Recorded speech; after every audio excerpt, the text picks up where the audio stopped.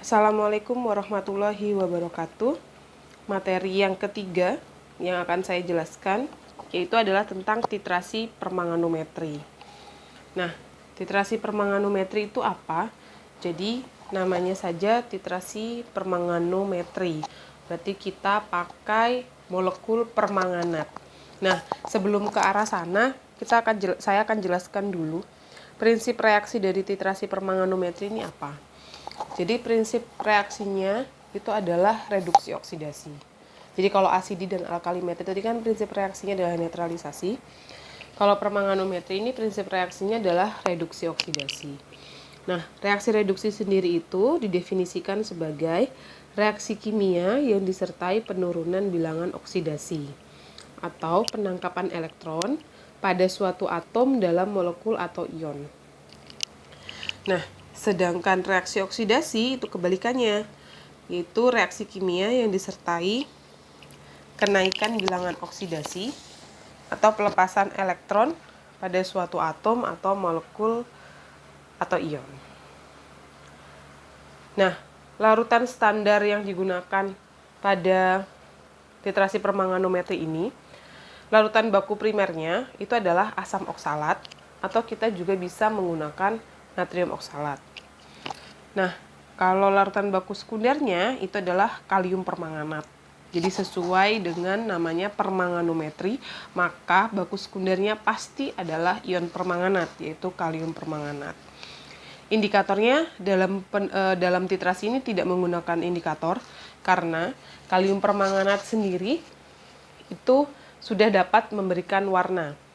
Jadi dengan adanya reaksi reduksi oksidasi itu, kalium permanganat dapat memberi perubahan warna sebagai tanda titik akhir titrasi. Nah, titik akhir titrasinya bagaimana? Yaitu perubahan warna menjadi merah jambu. Merah jambunya yang bisa bertahan kurang lebih sekitar 15 detik. Saya akan bahas dulu tentang larutan baku primer. Jadi, cara pembuatan larutan baku primernya sama ya, seperti yang sudah saya jelaskan di PowerPoint volumetri. Jadi larutan baku primernya adalah natrium oksalat atau asam oksalat. Asam oksalat ini bisa juga dijadikan baku primer di alkalimetri. Tapi natrium oksalat tidak bisa digunakan sebagai baku primer di alkalimetri. Kenapa? Kalau alkalimetri kan prinsip reaksinya adalah asam dan basah ya. Sedangkan natrium oksalat itu adalah garam. Jadi tidak bisa digunakan sebagai baku primer alkalimetri.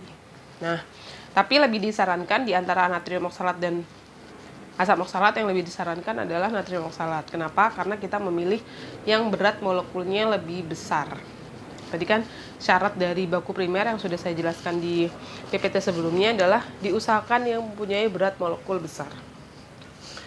Nah, kenapa menggunakan natrium oksalat dan asam oksalat? Karena dua senyawa ini dapat diperoleh dengan kemurnian yang sangat tinggi. Nah, sebaiknya sebelum melakukan pembakuan, natrium oksalat ini dikeringkan pada suhu 110 derajat Celcius menggunakan oven hingga bobotnya tetap. Kenapa melakukan hal seperti itu? Supaya tidak ada pengotor lagi.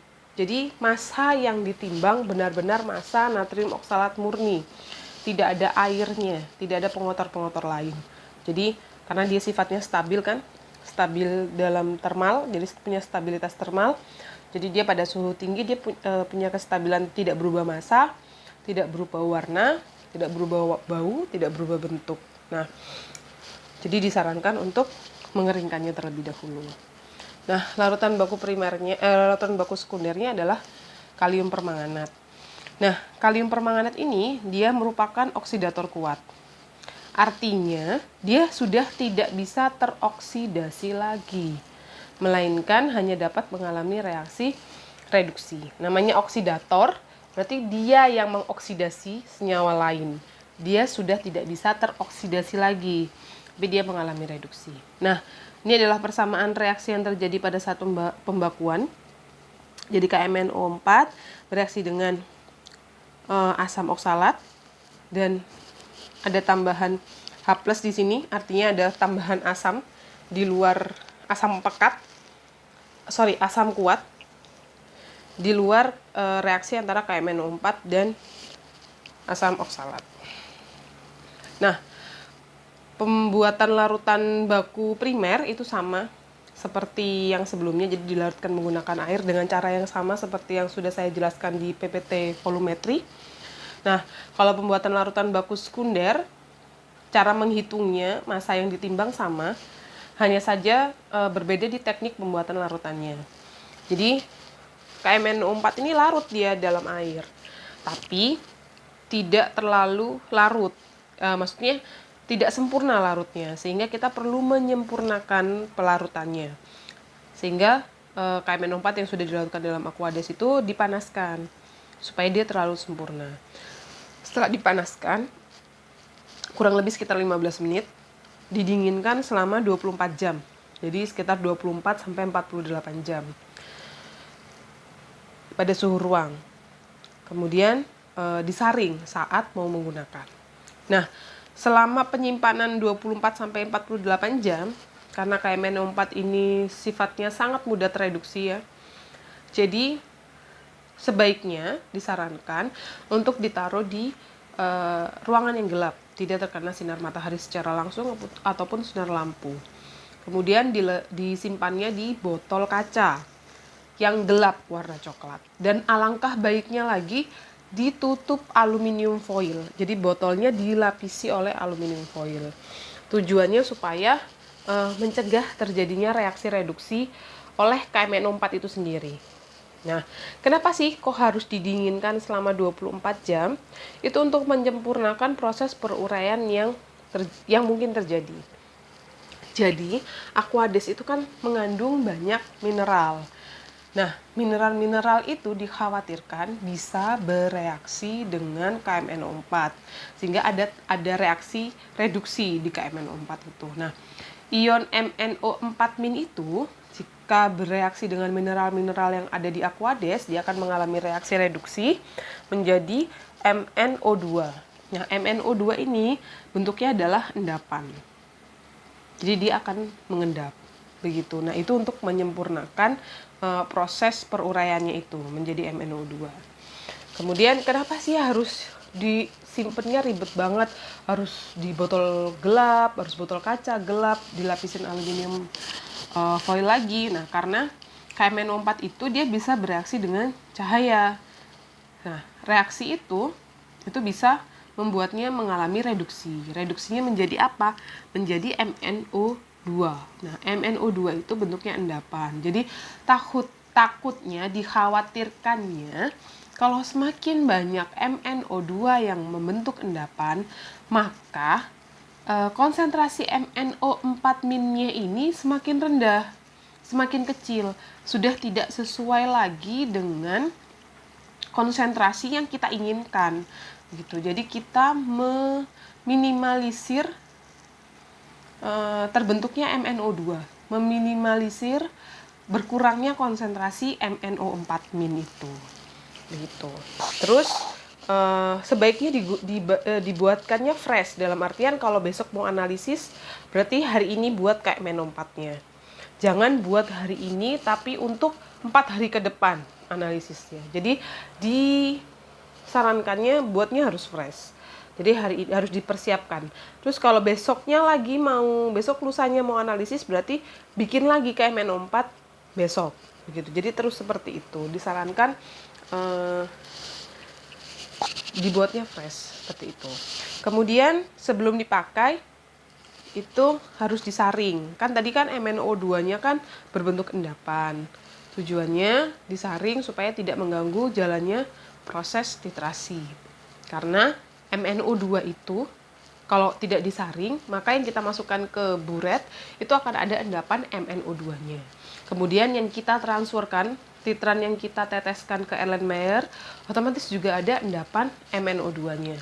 Nah, endapan MnO2 itu dapat memancing atau mengkatalis atau mempercepat reaksi pembentukan MnO2 selanjutnya.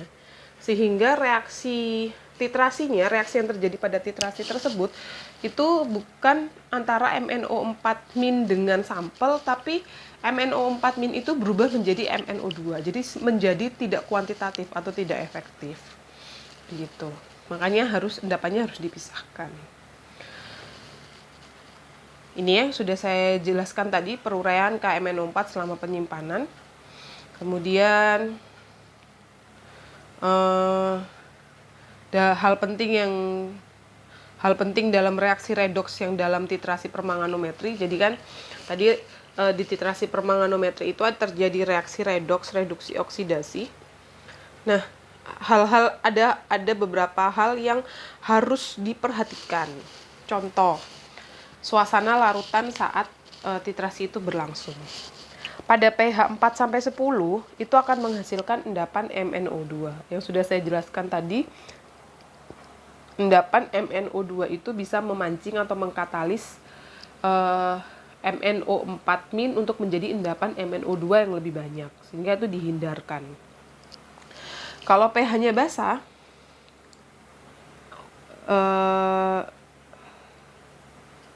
di atas 10, maka dia juga akan menghasilkan endapan MnO2-. Sorry, yang ini maksudnya adalah pH kurang dari 4.